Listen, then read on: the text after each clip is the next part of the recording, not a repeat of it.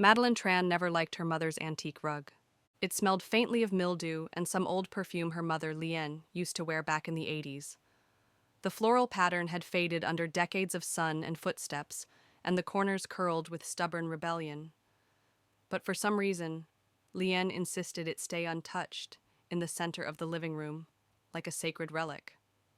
Madeline had tried to get rid of it after her mother's funeral, the second day back in the house, but the corner caught on something, not just friction, something solid, beneath the floor. She had frozen, tugged again, heard it, a soft metallic thud. That's when the knock came, sharp, sudden, and too fast. She opened the front door to find her cousin, Eli, standing there with a folder in his hand and a look in his eye that made her stomach turn. "I thought I'd come by before the reading," he said smoothly. "Wanted to talk. Privately." She hadn't seen Eli in over 4 years. Not since the incident with her father's business, when her mother cut ties with most of the family. Eli had always had a smile like a blade, thin and elegant until it sliced too deep. "I didn't know you were invited," Madeline said, keeping the screen door shut. He tilted his head, amused. "I wasn't. But I know things, Mads. Things about your mother, about the will." Her grip on the doorknob tightened. The manila folder in his hands had something thick inside. Documents, maybe, or photographs, or worse. Before she could answer, her younger sister, Naomi, pulled up in her silver Camry. She hopped out in black flats, looking like she'd just come from church, even though she hadn't attended in years. She waved brightly, as if nothing had ever been broken between them, as if she hadn't left Madeline to care for their dying mother alone. Naomi's voice pierced the tension. "Oh, Eli, I didn't know you'd be here." Eli smiled at her like she'd just offered him dessert. Madeline stepped back. "Come in, I guess." The three of them sat in the living room, the rug between them like neutral ground in a war zone. Eli placed the folder on the coffee table. "Your mother rewrote the will," he said without preamble. Madeline stared at him. "That's not possible. The lawyer said it hadn't changed in 7 years. Eli opened the folder.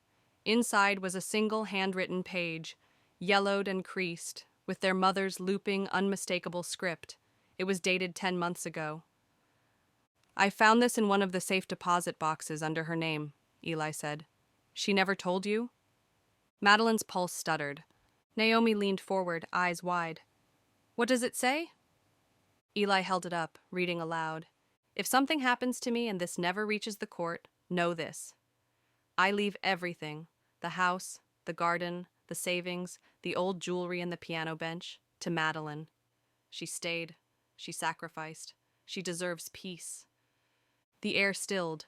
Naomi's mouth opened, then closed. That can't be legal." Eli shrugged. "Legal or not, it's real. She hid it. Which begs the question." His eyes flicked to the rug. "What else did she hide?" Madeline's mind raced back to the thud under the floor. That night, she waited until Naomi had stormed out, and Eli retreated to his rented SUV. Rain pelted the roof in a steady rhythm. The house felt different now, not empty, but tense, like it held its breath. Madeline rolled back the rug, revealing a sliver of warped floorboard. She pried at it with a flathead screwdriver. It gave. Beneath it, wrapped in what looked like a silk scarf, was a tin box. She opened it with trembling fingers. Inside, a set of keys, an old photograph of her mother and a man she didn't recognize, and a smaller sealed envelope addressed in red ink. "To be opened if Naomi challenges you." Her breath caught. Madeline didn't open the letter right away. She couldn't. Not with her hands trembling the way they were. She stared at the bold red ink on the envelope. Her mother's handwriting, familiar yet unnerving in its urgency. "To be opened if Naomi challenges you." And Naomi would challenge. That much was inevitable. The moment Eli read the handwritten page, Madeline had seen something flicker across Naomi's face. Not confusion, not grief, but calculation. A coldness. A shift. Madeline slipped the envelope into her cardigan pocket, replaced the tin box in its hiding place, and laid the rug back down like a burial cloth. She wouldn't open it here, not while the house still echoed with the ghost of her mother's presence, or Naomi's footsteps. Instead, she drove. The rain hadn't let up, and by the time Madeline pulled into the abandoned elementary school parking lot near Lake Fern, the windshields were streaked with uneven lines. This place used to be their escape. Her and her mom. They'd come here with McDonald's fries and eat them in silence, watching the geese glide by the water. She opened the letter under the dim dome light. The ink had faded slightly, but the words were burned into her soul by the time she finished reading. My darling Maddie, I don't know when you'll find this. I only know that Naomi has always been her father's daughter. Charm on the outside, ice underneath. She learned early how to want more than what was given, and how to take it. I tried to make it right. Tried to give her the same love I gave you, but she left. She chose comfort over loyalty, ambition over family. And when I told her you'd inherit the house, she threatened to contest everything. She said it was unfair. So I wrote this to protect you. Inside the piano bench are documents she must never find. Old letters, bank records, a copy of your father's second will, the real one, the one she destroyed. You were right, Maddie. You always saw through her. I just didn't want to believe it. If she challenges you, don't fight quietly. Use what I left you. Speak loudly. Make them see. You were always the honest one, the one who stayed. I love you. Mom. Madeline sat in the dark, the letter pressed to her lips, her chest aching with a grief so tangled in relief it made her dizzy. Her mother had known, and she'd prepared her daughter for war. Back at the house the next morning, Naomi stood barefoot in the kitchen, holding a coffee cup and pretending things were fine. Her presence in their childhood home felt parasitic, like she was feeding on what little was left of their family history. You were up early, Naomi said casually. Madeline didn't answer. She walked straight past her into the music room. The piano bench creaked when she opened it. Inside, buried beneath yellowing sheet music and a dried-out tuning key, was another manila envelope, this one thicker. Legal documents, photographs, a USB stick. She didn't even have time to pull it all out before Naomi's voice rang down the hall. What are you looking for? Madeline turned slowly. Naomi stood in the doorway, arms crossed, gaze sharp. You're not going to find anything in there that changes the will, she said, stepping closer. It's done. The house will be split between us, just like Dad's trust said it should have been. Madeline's voice was quiet, but firm. There was a second will. Mom had it. Naomi's jaw tightened. Madeline rose to her feet, holding the envelope like a blade between them. She hid it because she knew what you did to the first one. She knew you'd come back to claim what you never earned. Naomi didn't move. Her voice was a whisper. You can't prove anything. Madeline smiled, hollow and cold. But I can. She walked past her sister without another word. The moment Naomi realized she wasn't bluffing, that she had something, Madeline felt the shift. A storm building behind her. And Naomi didn't handle losing well. That evening, Eli called. I heard from a friend in probate, he said. Naomi's filing a formal contest against the will. She's claiming undue influence and mental decline. Madeline sat on her mother's bed, staring at the empty imprint where Lean once slept. She's desperate, Madeline murmured.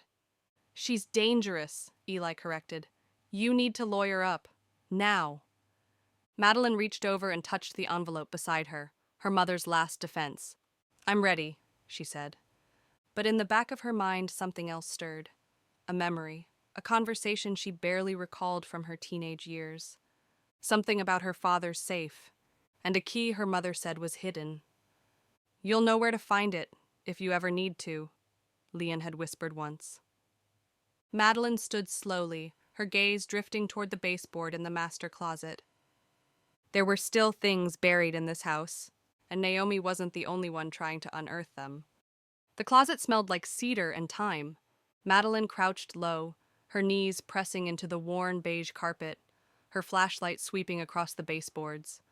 Dust curled in corners like waiting spiders, and the air was thick with silence, the kind that clung after years of not being disturbed. Her mother had once told her, "If you ever need protection, go to the place your father swore never to enter again." That place was here, the master bedroom closet.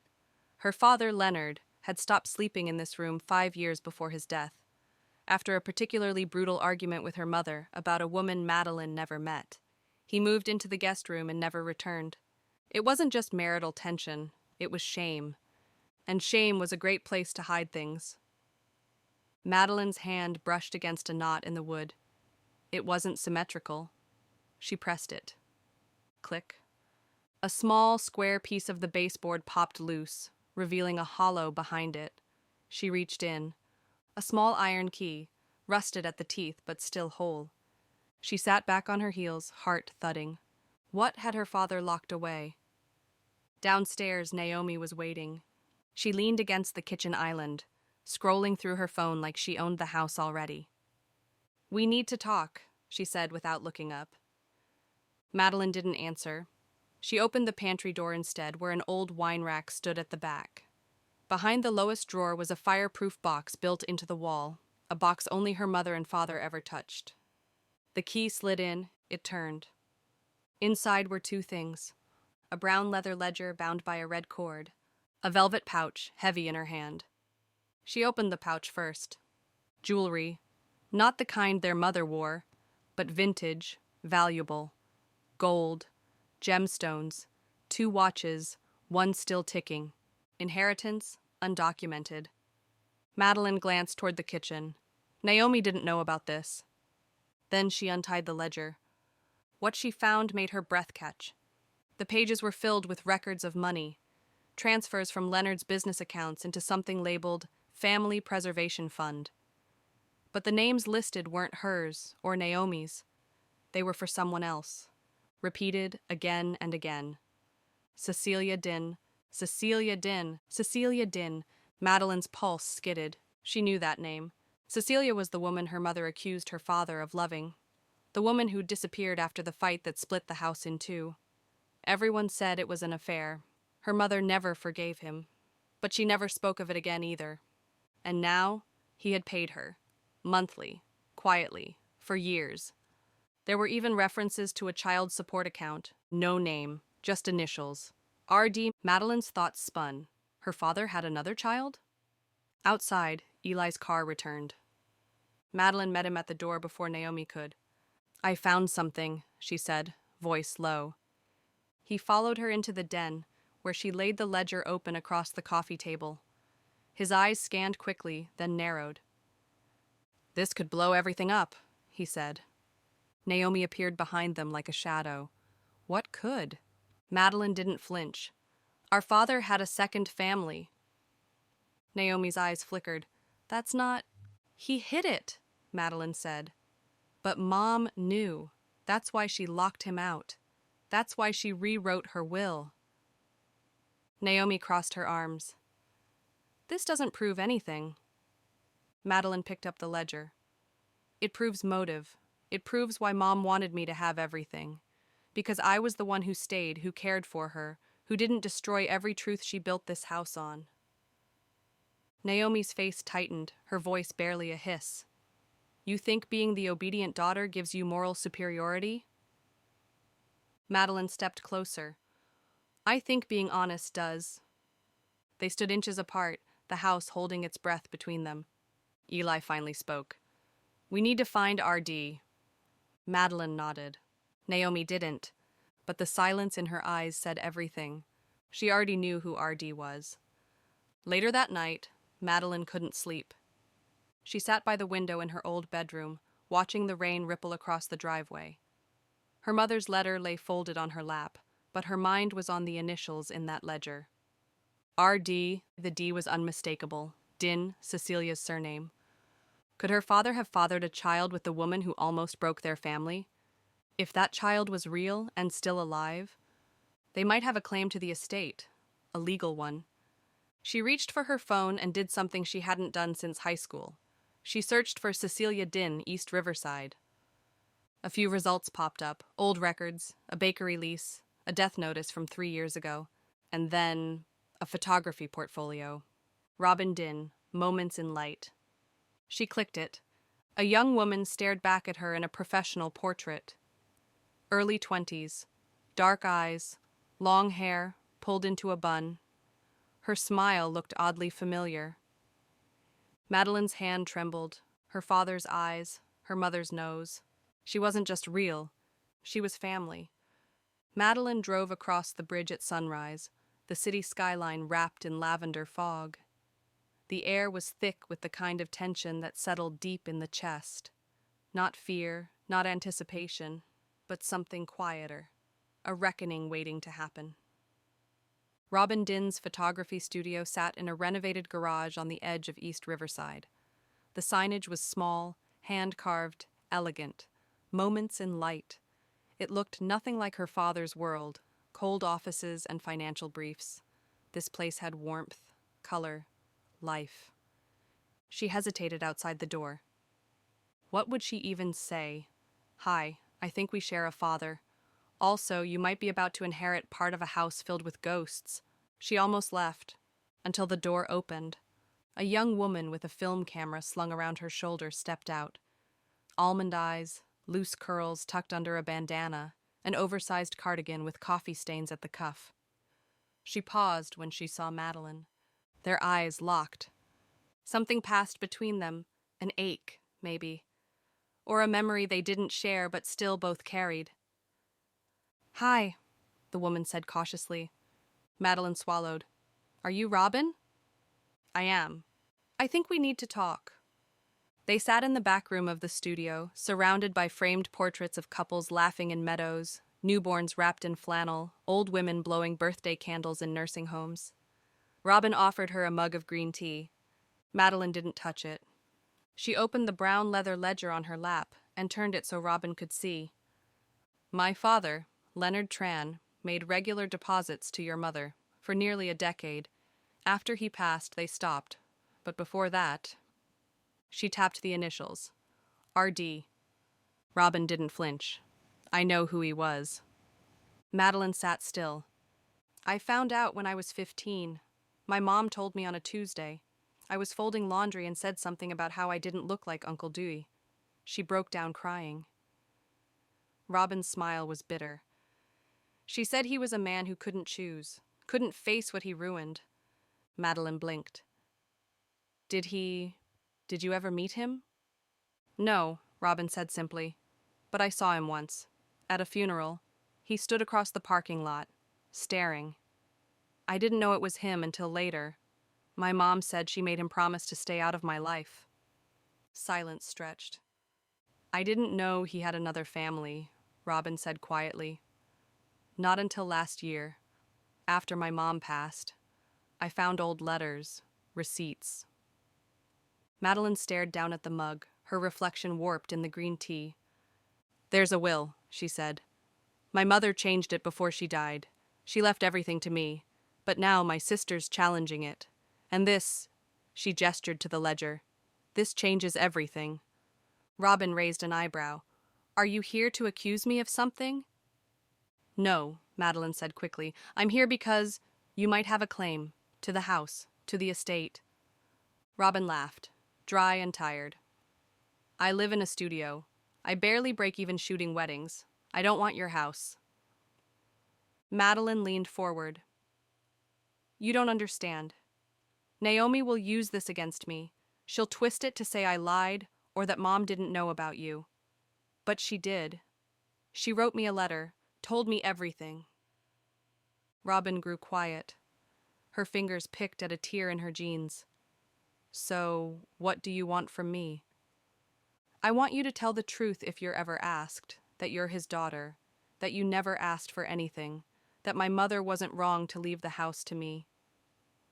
Robin stood slowly, crossing her arms. You're asking me to enter your family war. Madeline didn't move. I'm asking you to help end it. Back in the car, Madeline finally cried. Not for herself, for all the women left to clean up after Leonard Tran's decisions. Her mother, Cecilia, Robin, And maybe in some small way for him too, because shame was a legacy and it passed just as deeply as blood. When Madeline arrived back at the house, she found the front door ajar. The rug in the living room was gone. The piano bench had been forced open, and Naomi was standing in the den, holding the red-inked letter their mother had written, the one that had been hidden beneath the floorboards. Her face was pale, her hands were shaking.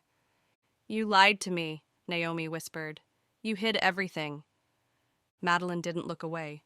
"Because you were never looking for truth. You were looking for leverage." Naomi blinked rapidly. "She left everything to you, after everything I did for her." "You left, Naomi. You walked away. When she was sick, when she was scared, you weren't here." Naomi's voice cracked. "She pushed me away. She made me feel small my whole life." "She didn't make you cold," Madeline said softly. "You did that." Naomi clutched the letter tighter. "You think you're better than me?" "No," Madeline said. "I think I forgave her. You never did." The silence between them was heavy. Then Naomi dropped the letter. It fluttered to the floor. And for the first time since their mother died, she looked small. Not angry, not powerful, just tired. "I'm going to the lawyer," she murmured. "Let them sort it out." And she left. Madeline stood in the silence, the air around her buzzing like aftershock. She didn't believe Naomi was done. She believed she was regrouping. That night, Madeline texted Robin, "Thank you. Whatever happens next, I'm glad I found you." A minute later, Robin replied, "Me too, and for what it's worth. I think Mom wanted us to find each other someday." It started with a letter, delivered in a crisp envelope, cream-colored with bold black serifed lettering, Travers and Hanley, Estate Council. Madeline opened it on the porch, the autumn wind tugging loose strands of her hair. Notice of probate hearing, Tran Estate ver. Naomi Tran, contestation of will? The words blurred, but the message was clear. Naomi was going through with it, and she wasn't just challenging the will, she was attempting to invalidate it altogether on grounds of mental duress, emotional manipulation, and exclusion of rightful heirs. Eli read the letter over her shoulder. "She's coming for everything," he murmured. Madeline felt hollow, not shocked, not angry, just emptied out. "She never wanted to share it," she said quietly. "Not with me, not with Robin, not with anyone who reminded her of how she left." 3 days later, in the small conference room of the estate attorney's office, Madeline sat across from Naomi for the first formal hearing. The long mahogany table between them might as well have been a chasm. Naomi was polished and pristine, wearing their mother's old pearl earrings like they were weapons. Her lawyer, a stern man named Raymond Kroll, had a look that screamed precision and quiet destruction. Madeline had brought Eli and, reluctantly, Robin. Robin looked like a storm cloud in jeans, composed, unreadable, her fingers tapping a slow rhythm on the armrest of her chair. She hadn't wanted to come, but Madeline insisted. "I want the court to hear the truth," she had told her. Robin had only nodded once, silent. Raymond started strong. "Ms. Tran," he looked at Madeline, "was solely in possession of the revised will. No witnesses, no notarization, no record of communication with counsel. It's her word against precedent." "Except it's not," Madeline said calmly, placing the red-inked letter on the table. "My mother left this." Raymond skimmed it, mouth a flat line. "A handwritten letter doesn't replace legal documentation." "But it supports intent," Eli cut in, "and intent matters, especially when the deceased's mental state was lucid, as confirmed by Dr. Shaw's hospice records." Madeline took out the USB drive from the piano bench. "This contains audio recordings, conversations between my mother and me in her final weeks. She knew exactly what she was doing. She was clear about her decision." Naomi's jaw tensed. "And what about this so-called long-lost sibling?" Raymond added, gesturing toward Robin. "How do we know she's even related?" Robin leaned forward for the first time. My birth certificate lists Leonard Tran as my father, she said evenly, and I've submitted my DNA to the court. I didn't ask for anything. I don't want the estate. But you don't get to erase the truth because it's inconvenient. Naomi's voice broke the tension, low, sharp. She's not family. She's a mistake. Madeline stood. That's enough. The room froze. You lost the right to call yourself the moral center of this family the day you left Mom alone in that house. You can throw papers at me. You can twist timelines. But you can't change what happened. Her voice trembled, but she didn't lower it. You weren't there when she needed you. I was. And no amount of lawsuits will rewrite the fact that she chose me in the end. Naomi rose slowly, her face pale and unreadable. You always wanted to be the good daughter. You just didn't realize it meant becoming her. The room went still. Madeline's hand curled into a fist. Maybe I did, but at least I didn't become you. That night, Madeline stood in the hallway of the house alone. The silence was heavier than usual. She walked room to room, flicking on lights, checking locks, not really knowing what she was looking for. She found it in the attic. Buried in a stack of vinyl records and old suitcases was a cedar box with her mother's initials. Inside was a Polaroid photo, curling at the edges. It showed Leonard and Cecilia on a beach, smiling, arms wrapped around a toddler with wind-blown hair. On the back, Robin, 2003, Huntington. Beneath it, in a folded paper, Madeline, if they ever force your hand, tell the whole story, not just the version they expect. Our family didn't break from lies. It broke from silence. Madeline wiped her eyes. She wasn't afraid anymore. The day of the final court hearing arrived with slate-gray skies and bitter winds that shook the windows of the courthouse like a warning. Madeline sat at the table, dressed in a black wool coat and holding her mother's final photograph in her hands, the one from the attic, of Robin at 2 years old. She felt calm, not numb, not broken, just ready. Naomi sat across from her, lips pressed thin, her attorney leafing through stacks of exhibits like pages could override history. Her pearl earrings were gone. Her hands fidgeted in her lap. Robin didn't come. She had written a statement instead, a simple one. I do not wish to contest anything. I am not here to claim property, money, or apologies. I only ask that you do not pretend I do not exist. I am not a mistake. I am a truth. It was read aloud in the courtroom, and the silence that followed was colder than the wind outside. Madeline took the stand last. Her voice didn't tremble, not this time.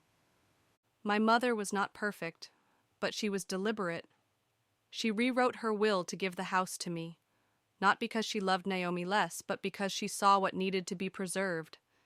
She wanted this place to remain with someone who stayed, someone who didn't walk away when it was inconvenient. I forgave her before she died, and I'm not here to prove I deserved more. I'm here to honor what she asked me to do. She paused. To tell the whole story. She took the photograph from her coat and held it up. This is Robin, my sister, my father's daughter. I didn't meet her until after both our parents were gone, but she's the part of this story that was always missing, and pretending otherwise won't bring peace, only more bitterness. Naomi looked away. The judge ruled 2 weeks later. The revised will stood. The estate would be honored as written, the house, the jewelry, the savings, all to Madeline. Naomi received a smaller portion of their father's original trust. The court acknowledged Robin's paternity and officially included her name in the Tran family record. No inheritance, per Robin's request, but legal recognition. It was done. No appeals, no last-minute surprises, just an ending. Madeline returned to the house on a foggy morning, her boots soft on the wooden floors. She walked through each room, letting the memories find her. Her mother humming in the kitchen, her father sitting in his armchair before the years made him a stranger. She went to the piano, ran her fingers along the lid. Then she laid the photo of Robin gently inside. Some truths deserved a place to rest. Naomi called a week later. No apologies, no blame, just silence for a moment. Then, I'm moving to Portland, she said. starting over. Madeline didn't ask why. She only said, "I hope it's good for you." Before hanging up, Naomi said quietly, "She really did love you." "She loved us both," Madeline replied, "but she knew which one of us still believed in her." On the first warm day of spring, Madeline stood in the garden her mother once adored. She pulled back the weeds, trimmed the roses, and found beneath the soil a tiny rusted plaque she hadn't seen in years. It read, "For the one who stays, the roots always remember." She didn't cry, not anymore. She smiled, then turned toward the house, her house now, and walked back inside. Not to escape the past, but to live in it fully, for the first time,